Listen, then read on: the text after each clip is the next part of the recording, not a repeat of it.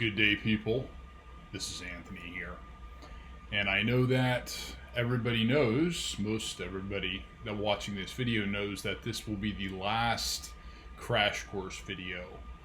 And these crash course videos were intentionally for those who are going to be partaking in the network automation course, but it ended up that I just showed them to everybody so that you can see what you will be getting out of the future courses and the future content and how you can benefit from that.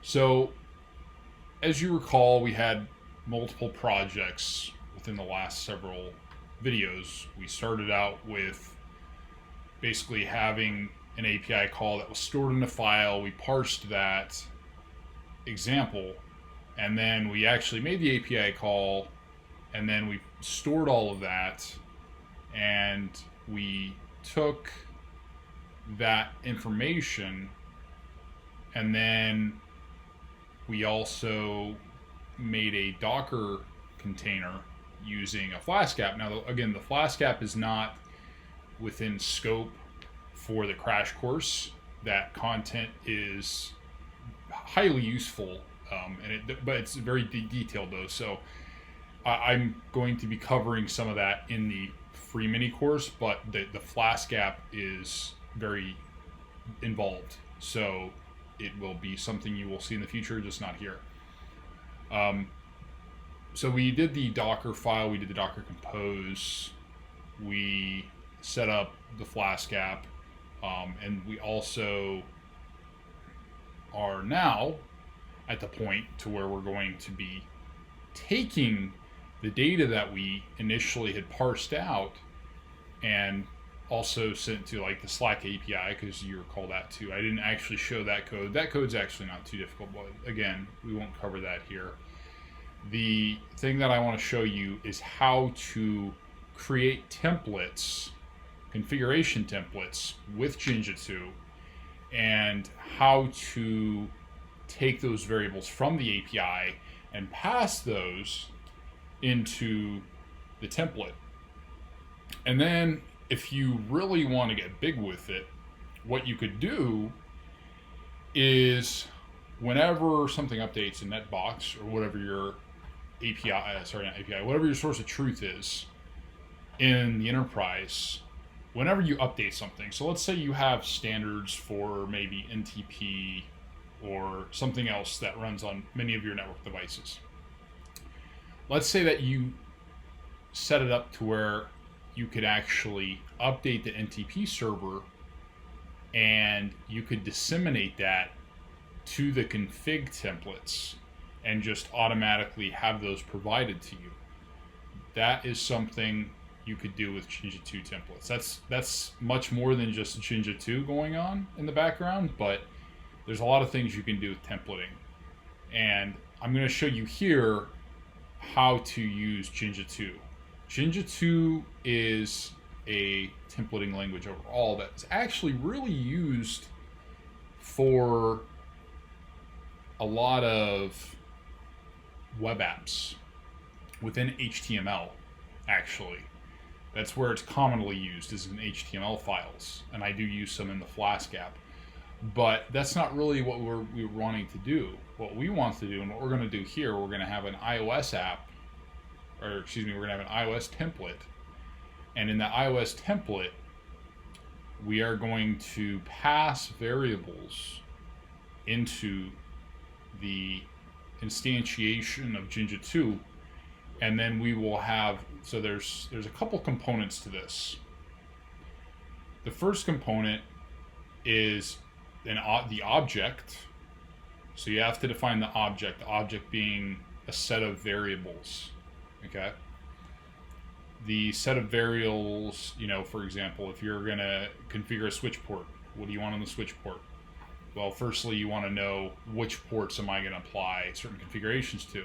Secondly, what is the VLAN identifier going to be?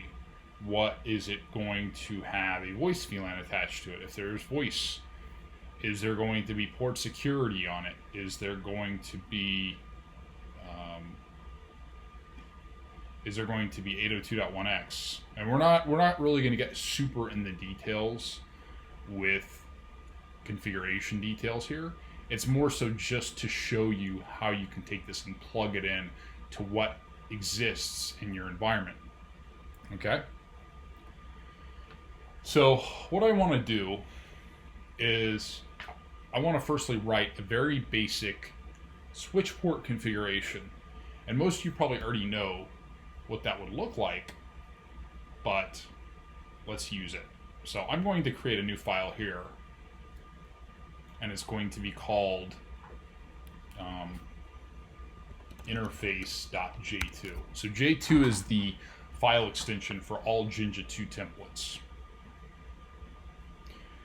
And we're going to start with a base configuration of what a single interface would look like.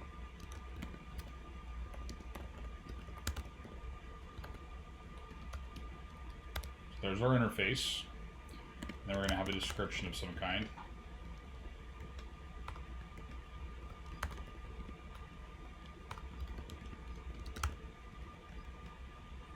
And then we are going to define access mode. We are going to define a VLAN. I'll say 10. We are going to put in spanning tree port fast. And then, just for the heck of it, switch port voice VLAN 20. Okay.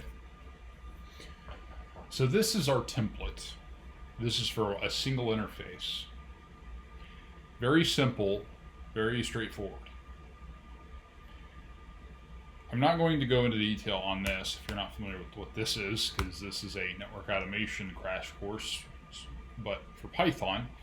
So the first thing is, if you were to write, let's say that your configs are very consistent regarding how they're laid out. Let's say that it's a 24 port switch. Let's say that you use the first 22 ports for host ports, and you use the last 2 for trunk ports. Okay. So based on knowing that, we don't want to write this 22 times. We don't want to write permutations of this 22 times. So let us say that we will call a for loop.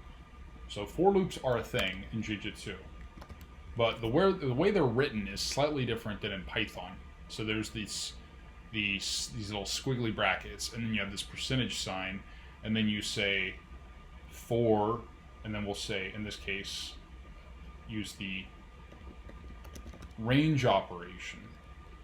And because we are going to go to 24 ports, we want to say in range 23, which will end us at 24.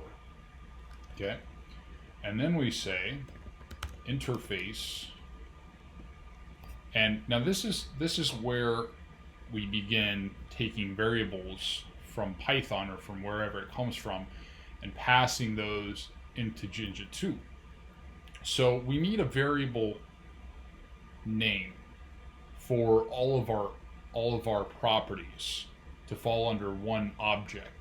We'll call the object interface, and then we want a sub-object, and the sub-object will be defined in our Python script, and we'll call that int name. Okay? And then right here, we're going to say n plus 1. So what you'll notice here is n plus 1 is just going to be our port, but then we also have the slot subslot. So one way we could figure out the slot subslot is we could probably identify that based on a model, and then based on the model we would know what the slot subslot would look like if there is a slot and a subslot. Sometimes there's only a slot and then a port. But for this case, we are doing slot subslot. So that is basically saying for inner range, and then we're going to call, it'll be 000, 001, 002, 003. That's what it'll look like on the screen. And then what we're going to say is we're going to say description interface dot description. Next, we will say switch port. Actually, before I do this,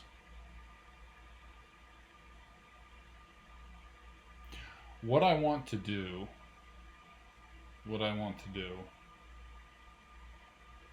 is I want to say if n+1 is greater than 22, then we're going to say switch port mode trunk, and we're also going to say, actually we're going to put this beforehand, switch port trunk encapsulation .1q, and we're going to say down here switch port no negotiate.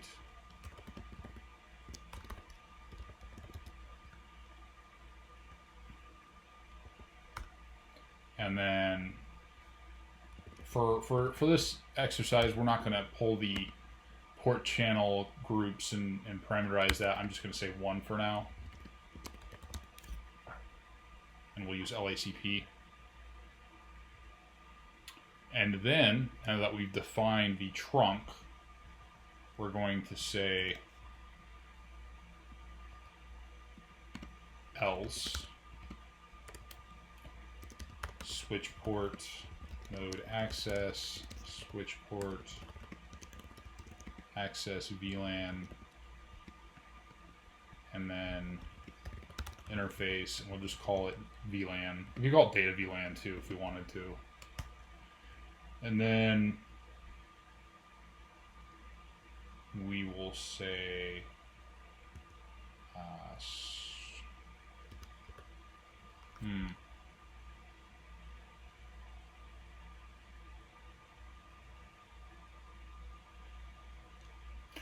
we'll just say for all users. Actually, no, I take that back. We'll add another if here. We'll add another if. So we'll say if n+1 is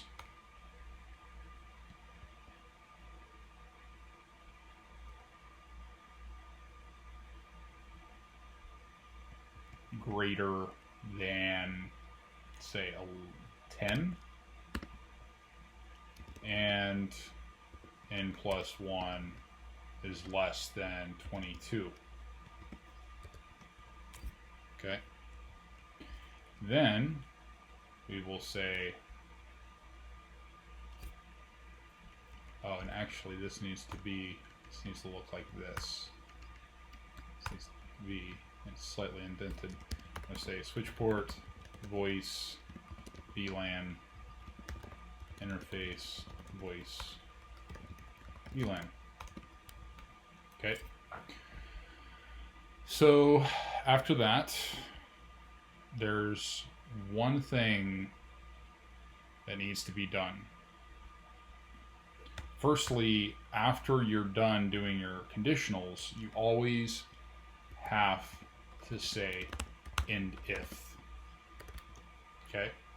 The other thing is you have to, at the very end of a for loop, you have to say end for, and then again we still have a if. I know we have another if statement here, so we have to end that if as well.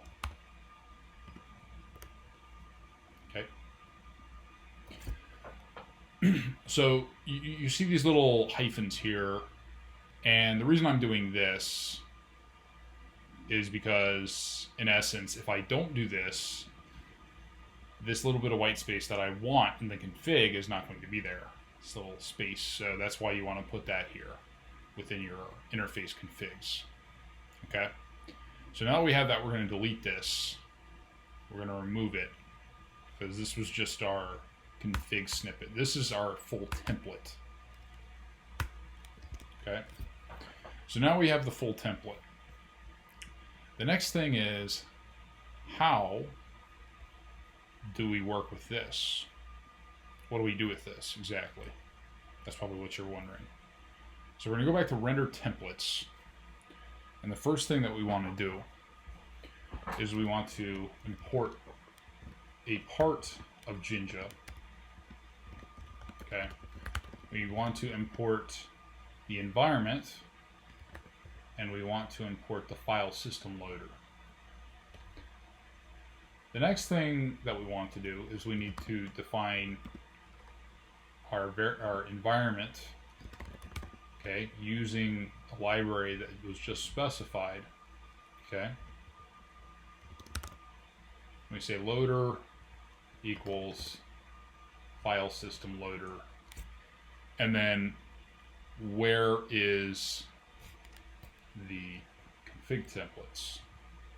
So in this case, our config templates are in the config templates repository. Okay, which means that we want config templates, and then for the sake of this, we're doing iOS specifically, so we need to specify iOS as well. Okay, so that is our directory. The next thing we want to do is we want to define our template, and we want to define what that template is. So in this case, it's going to be interface.j2. Okay. So this is very basic. This is, we're actually going to come back later and parameterize all this to where we throw this in a function, and then you just call it, and you say, this is my template, this is the template I want, this is the type of network operating system I want, and this is my directory if that's needed. But for now, what's going to happen is we are going to put a try except statement in here. As you recall, oh yeah, we'll do the file not found error.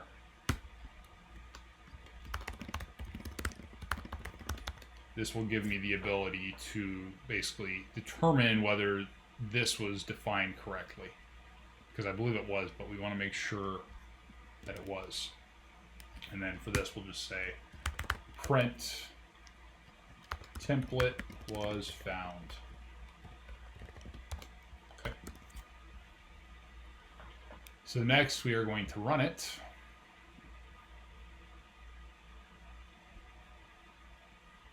Oh.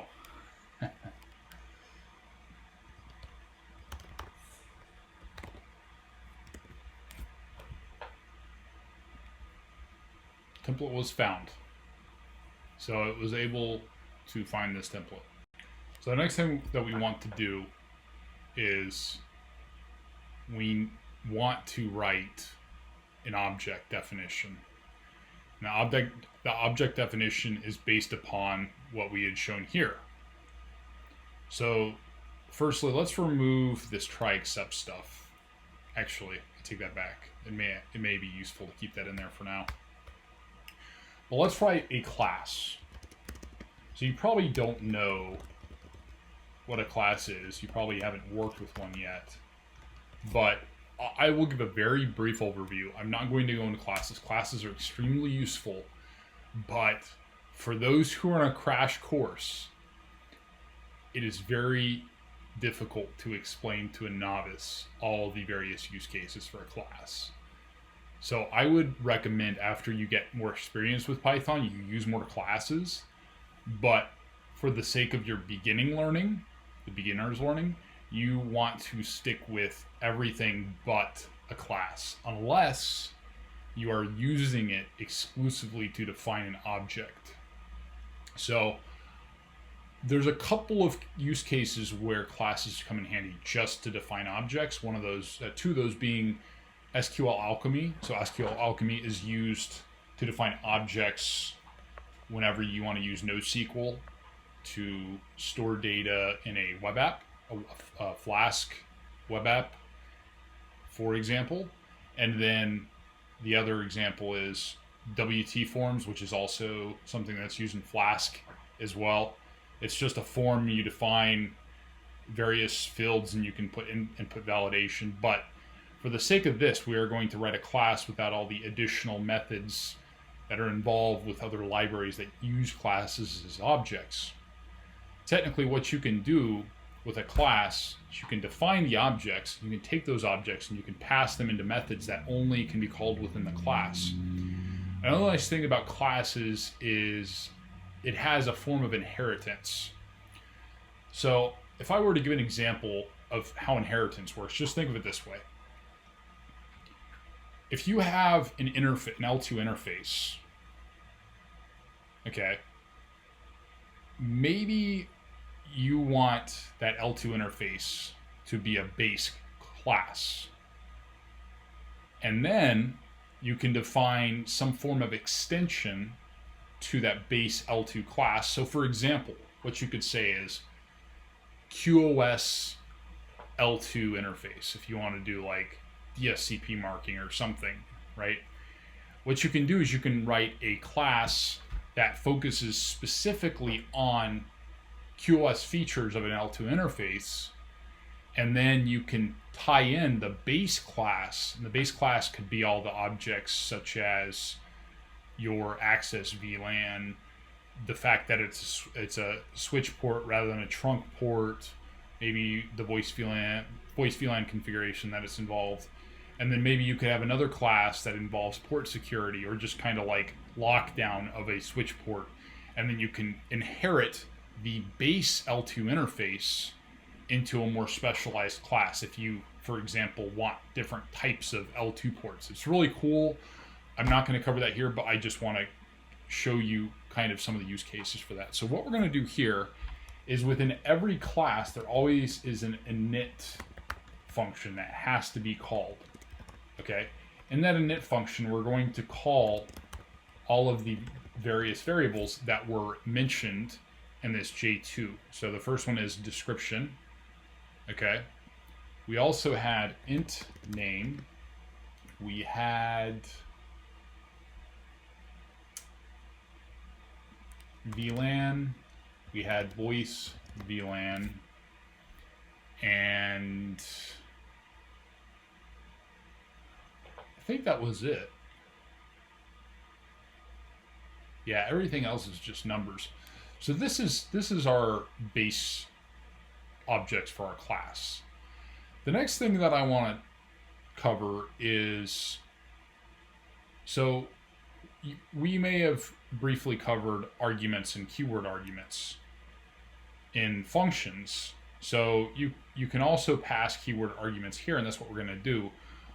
By passing a keyword argument, so keyword argument meaning VLAN equals, let's say, 10. Okay? VLAN equals 10. What does this mean? This means that by default, when we are defining our class, there are certain variables we have to define that are mandatory and some that are not. The keyword arguments are going to be those that are optional, because what's going to happen is if you don't specify, for example, in this case, if you don't specify a VLAN, it's going to default to VLAN 10 and it's just going to pass that into the config, just like it will pass in voice VLAN when it's needed. So for this case, we're going to say voice VLAN is 20. Okay. So we've now defined some defaults. There's really not we really shouldn't define a default for int name. That's not a good idea. We shouldn't define a default for description because there can be a lot of different descriptions for a switch port. So now that we can do that, we have to define them individually. Okay, you know, see these starting to light up,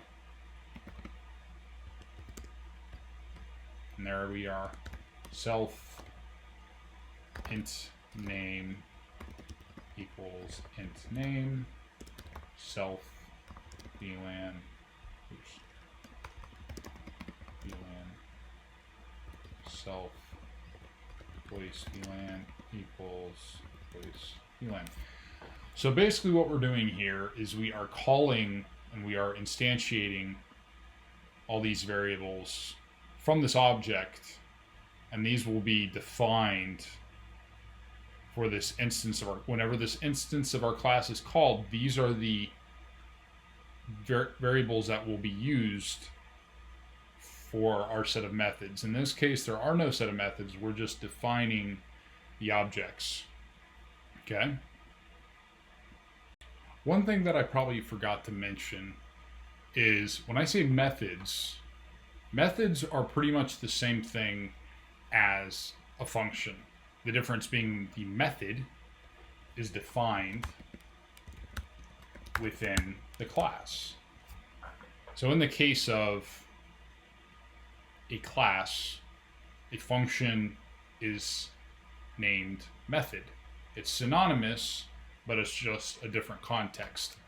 So before we go on to finally instantiating one of these objects and creating the template, there's one thing that I do want to show you that's very important when it comes to the arguments and the key arguments that you pass into a function specifically, or a method for class. So this is an argument. Arguments are positional and they're required. You always have to put them in. The keyword arguments, like I said before, they're not positional and they're not required because you set a default for them. So you could technically say voice VLAN and then VLAN with whenever you call this object. So if you were to, for example, if you were to take description and put it after the keyword arguments and try and run your instantiated object, you get an error. So what you have to do all the time is you always put your arguments first. So description, int name, those come first, and then your keyword arguments come second. It's a rule that you have to follow. Otherwise, things won't execute as you want them to. Okay? So I'm going to create an object called, I'm just going to call it interface object. Okay? And we're going to instantiate an instance of L2 interface. Within L2 interface, there are 4 parameters that we want to specify, but there's one thing that I want to add before we go on, and it's actually going to alter the way this is laid out, and I'll show you how we shift that. So one thing that we almost forgot to do, and regarding the logic behind how this is laid out, this is very simplistic. There's probably a lot more possible logic that would go into a production enterprise grade network. I'm not going to cover that here because we are just using an example to show you how to use Jinja and how to apply it. But what I want to do is I want to take this and I want to put this under each of the different conditionals. So if it's a trunk port, we are going to have something that says trunk underscore description. And then we're going to have another one that says host description. Okay? Which means that we need to alter our variables here. So we have to say trunk description. And because we know trunk description may not, we don't need it, it's not mandatory because a port is not necessarily an access port. So this needs to be a keyword argument, as does an access or a host description, because both of those are not going to be present at the same time for a specific iteration in the loop. So we are going to say trunk description equals, and then we'll just say trunk port as a very generic example. And then we'll have another one that says host description equals user port. Okay. Now, one thing to keep in mind here, firstly, we need to update this. Okay, it looks like I already updated this. So trunk description. Oh. No, that's right. Trunk underscore description. Host underscore description. So we're going to say here self host description equals host description. Okay. And what you'll notice here, it's actually funny that it's doing this. But what you will notice is that these aren't lighting up right now. And actually, this needs to be commaed. There we go, that's white. What's going to happen if you try calling this object? It's going to throw an error. And the error is right. So basically, what we're going to do is I'm going to tell you right now that if you were to basically say, I want to call maybe keyword arguments and one of the arguments. So let's say, for example, if it's a trunk description, we're going to set it to non-default. We're going to say uplink port, and then for int name, we are going to say gigabit Ethernet 00, and then the slash there. Now, as you can see, there's a slight problem with this. I told you that keyword arguments are not mandatory, but if you notice, arguments are positional. So because of that, as you can see here, if I just put in, for example, the keyword argument at the beginning here, and then I skip one of these keyword arguments, and then I put in an argument, it's going to throw it off, and it's going to throw an error. It's going to throw that same error down here, as you can see. Okay? So to get around that, what we have to do is we have to take these two arguments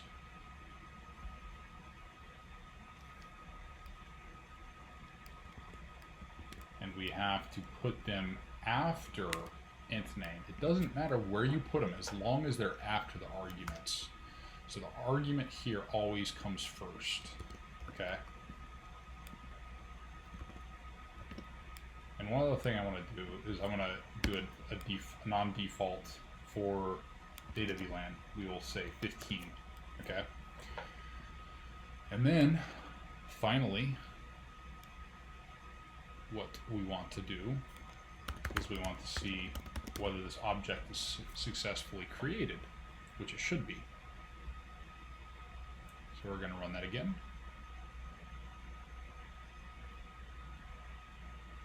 Oh, yeah, forgot to put a comma there. Run that. And as you can see down here, we have a successful object. So the final thing that we want to do is we want to say template.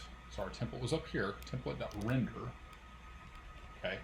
Within render, we want to pass in an object. We named the object. So we're going to call it interface, as you saw over here in the J2. Interface is our object name, and then this is our specific value, okay, that comes from the class. And then we're going to say interface equals interface underscore object, okay.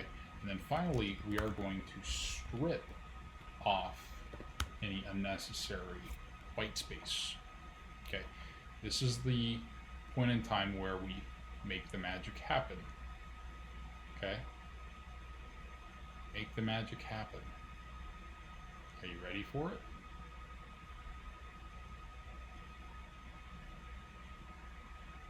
Run it. And as you can see down here, we have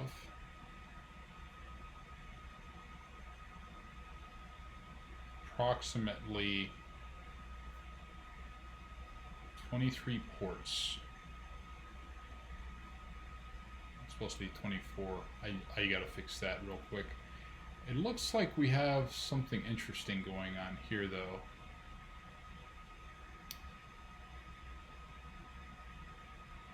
On Gigabit Ethernet 004 specifically.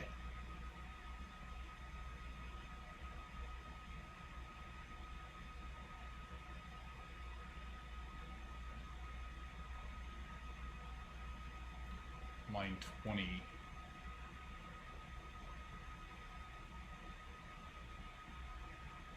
Let's remove this for a second. I want to see what it gives me. Is a difference. Okay.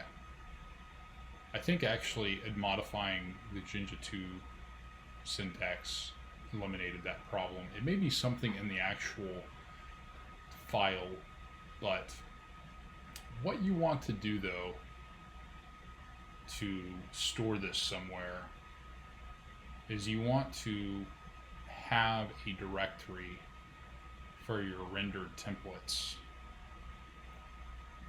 So what I'm going to do is I'm going to create a new folder. I'm going to call it rendered templates.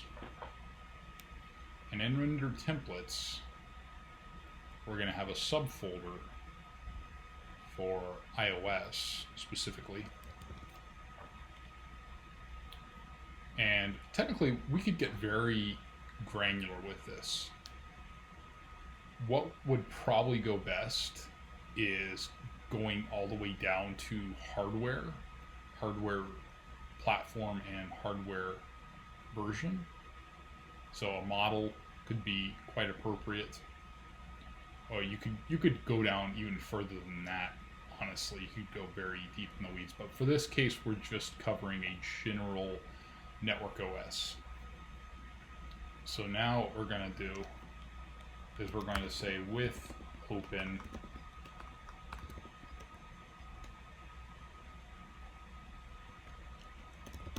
rendered templates OS. That's going to be write as, we'll call it rendered template.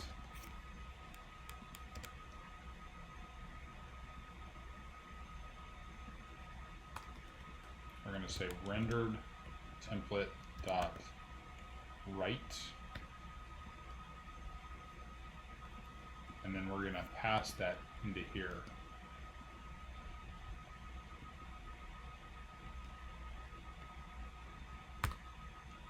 Okay. There's actually one more thing that we need to add into here, and that is the file that we're going to create. Now, one thing that I haven't added into here yet is I didn't really specify and get into variables of all of this. So when I say that, what I mean is once we pull the data from the API and once we store that data, we're going to use some of those variables to actually populate some of this information. So because we don't have an API response right now, we're just testing right now. All we're going to do is we're going to define these internally here. So we're going to say network OS equals iOS, because network OS is going to be one of those important pieces of information.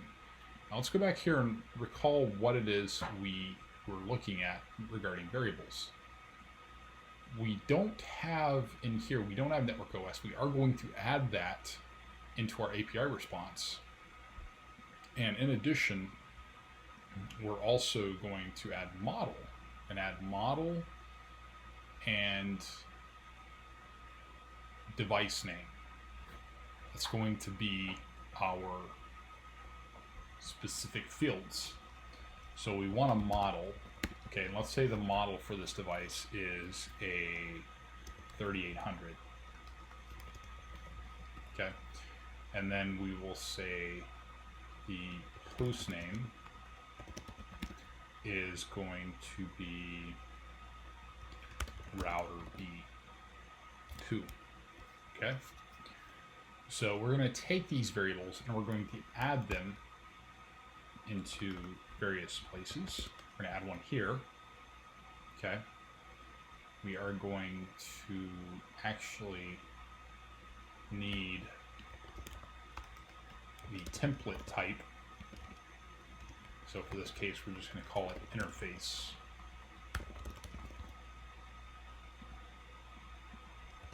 Put that here.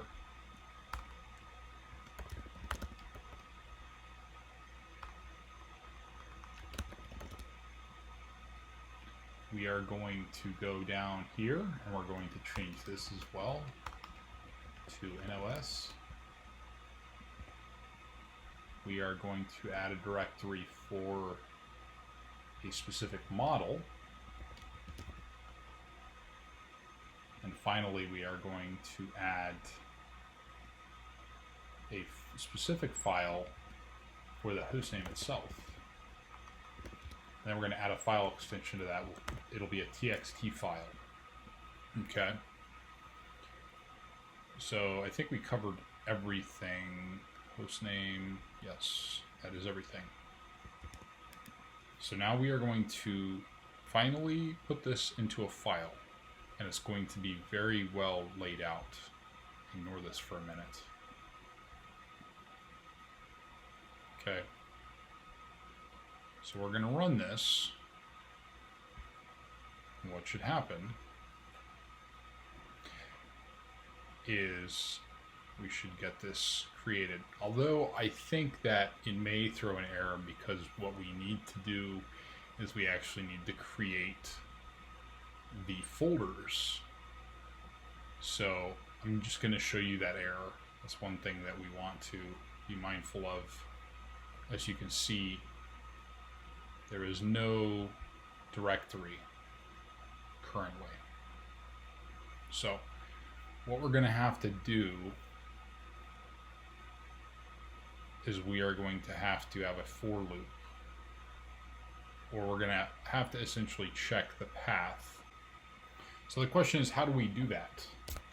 Well, firstly, what we need to do is we need the OS library. Secondly, what we need to do is take this out of here and set this as a variable at the very top.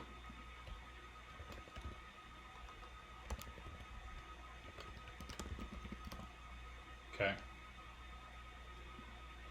And then we're going to specify that down here. So one other thing we want to also add into here is, because this only includes the full directory path and then also includes the host name, we actually want to move this out of here. And I'll tell you why in a moment. So we want just the path without the file name. Then we're going to add an F string down here. And we're going to append .text to it, since we want it to be a text file. So the thing is, if you think about it, if the directory that is this plus this does not exist, then we need to create the directory. So we say if not os.path.exists, and then from our current directory, we want to look under rendered templates. Actually, we don't even need to do that. just put in file to add. Okay, then we create it.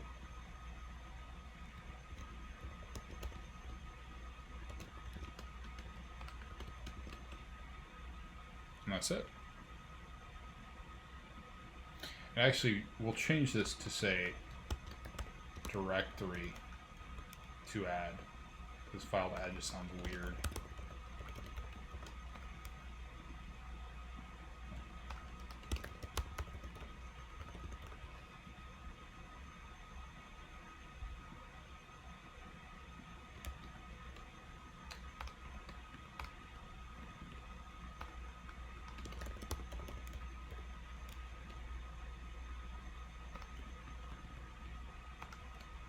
Okay, now we are good there. So, are you ready to make the magic happen? And looky here, the magic has happened. We created the directory, we created the file, we rendered the template. So that is how you work with Jinja. Now, the next thing is we need to have a way to where we can tie in the API response so that we may use it. So the way that we're going to do that is, firstly, in the render templates.py file, we want this to be a module of sorts. We want to just be able to call this, okay? So the way that we're going to do that is we're going to throw this all into a function. We're going to say render template. And we're going to pass in all these variables. We're going to have an NOS. We're going to have a model. We're going to actually we'll put hostname first. Hostname is very important. Hostname, NOS. Well, actually, we'll have a specification for NOS as a default. So we're going to put interface, or excuse me, we're going to put template directory to add. NOS will be default of iOS, and model is not going to have a default. So it's going to stay here. So now we are going to comment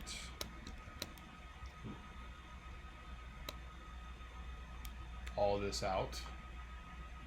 Oops. And we're going to start using these.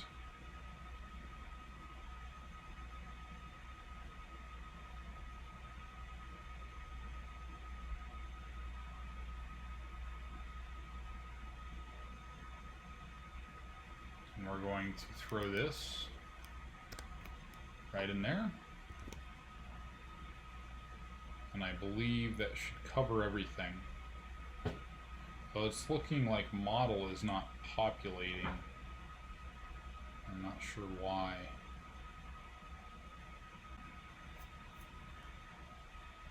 Technically we could do this. We could just say here to cover ourselves, directory to add equals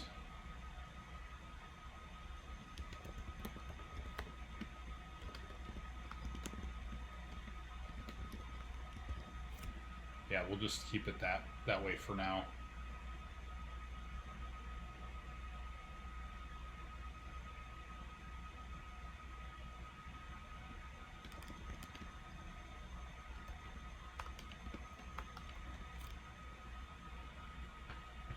And honestly,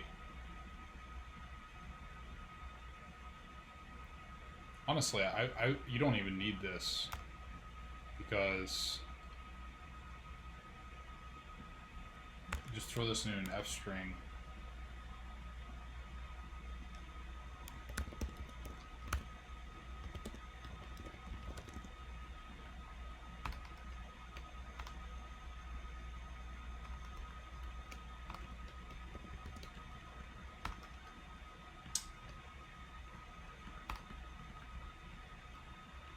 And then you have it. And that will cover what we need there. So now we have it in a function. So what we're going to do next is we need to be able to tie what we've done here together. So let's go back to our other app. Here's the resources. So you remember all of this stuff. I'm not going to call this into Flask app. What I'm going to do is I'm just going to connect to the API and go from there.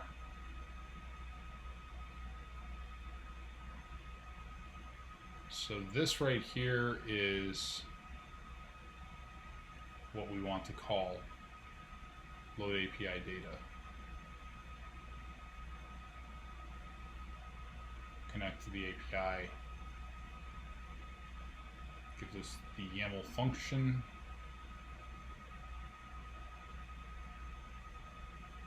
And that is that.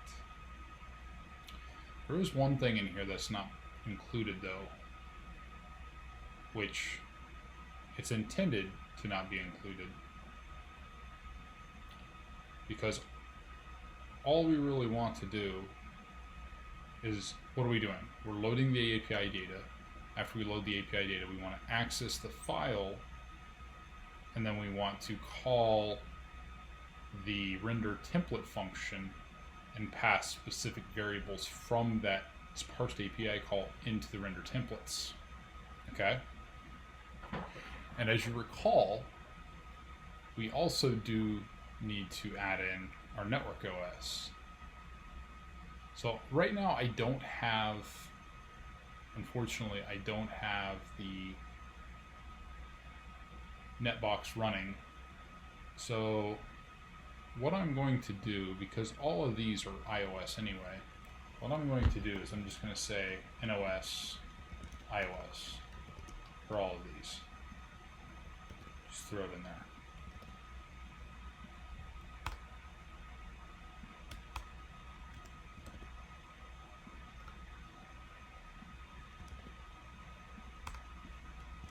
Save that. And then what we are going to do is we are just going to pull up, I need to make sure that goes in the right directory.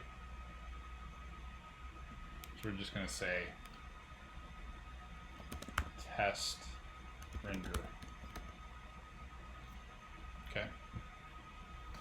And in test render, what we're going to do is we're going to import from render templates, import render template. And we'll also need the YAML function, as you recall. So we're going to say from resources, because that's where it's currently stored, import YAML function.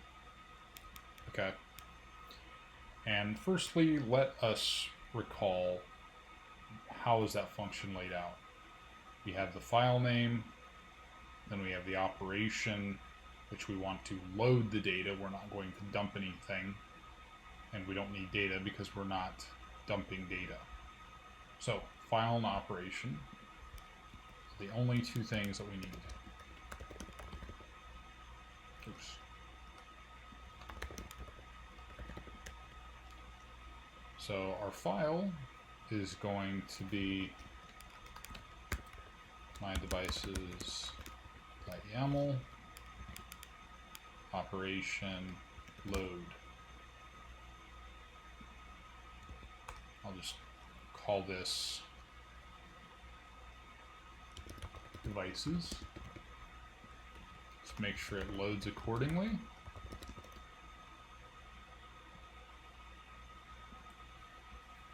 And we have our data.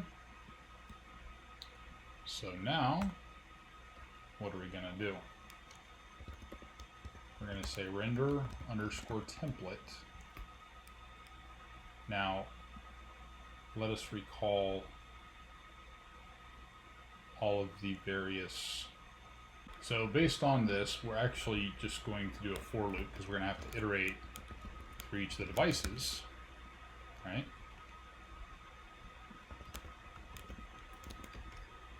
And then we're going to nest this under there. And we're going to call each of our relevant parameters. So let's go back and review this real quick and make sure we know what we need. We need the host name, we need the template, we need the model, and we need the network OS. Now, because network OS is set to iOS, I'm not going to set network OS because all the devices are already iOS anyway. So we're just going to use host name, template, and model. So we know that the template is interface. The host name is going to be device.get. And it is device name. Okay. And then finally,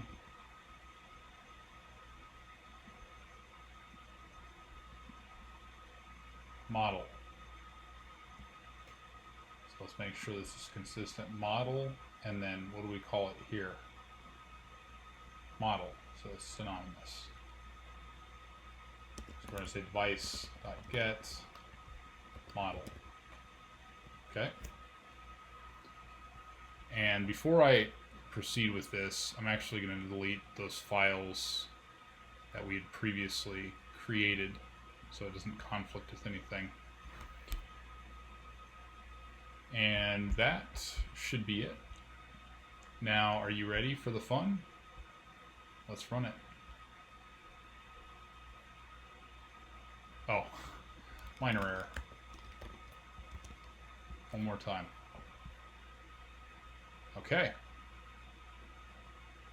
And it looks like we did something wrong here. We forgot in the render templates, forgot to put a slash here. So let me run that one more time because this looks pretty embarrassing. Let's run this one more time.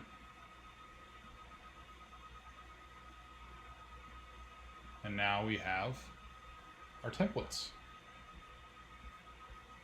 Pretty cool, right? Now, like I said before, the thing here is, realistically speaking, we probably wouldn't be doing a template based on a network OS. We'd probably be doing it based on a model. Now, when you get into the specifics of all of this, what you want to understand is that when we do this, you can go with the best practice of essentially having, like I said, having a base config to where you can apply that to most of every model. And then you have a model specific config where you have a config that's more feature specific to some type of feature like L2 interfaces. How is this done? So there's a feature in Jinja2 to where you can extend your template. So you can provide a form of inheritance to that Jinja2 template. I'm not going to cover that here. I will be covering that in my free network automation mini course, and I will be covering more Jinja2 related stuff in the full scale course that will be coming out much later. But just keep that in mind. One other thing I just wanted to throw out there is this is no longer needed. We can get rid of this. So we're also going to remove this. Very good. So finally, I want to say thank you guys for viewing this. If you enjoyed it, share, get the word out there, tell everybody about it so that we can improve this all together. Because when it comes to network automation, there's a lot of things that still need to be solved. There's a lot of things that I'm excited to solve, and I know you guys are too. For those who are involved in the network automation mini course, what I will say is that there will be an orientation of sorts, orientation video that you want to watch. And you also will have a pointer coming back to these videos for some of those who think that they know a lot of Python. Because there's a Docker video here, they'll probably have to come back as well. But what I will say, folks, is that this has been really great. And for those who were watching, I thank you for viewing. And for those who are going to be involved in Network Automation mini course, I will talk to you soon.